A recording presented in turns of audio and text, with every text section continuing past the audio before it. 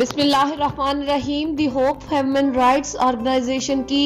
23 मार्च के हवाले से बूरेवाला और वहाड़ी में ट्रैफिक पुलिस तारक अजीज डिस्ट्रिक्ट पुलिस ऑफिसर के विजन और हिदायत के मुताबिक कासिम भट्टी डिस्ट्रिक्ट ट्रैफिक वहाड़ी के हुक्म से और कैसर शहजाद खोखर चेयरमैन दी होप ह्यूमन राइट्स ऑर्गेनाइजेशन के साथ इंचार्ज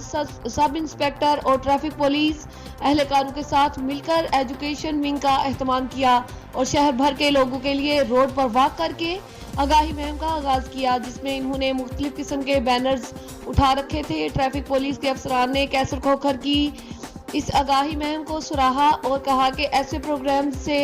लोगों को आगाही मिलेगी और ट्रैफिक हादसात में कमी आएगी और लोगों के शऊर में इजाफा होगा।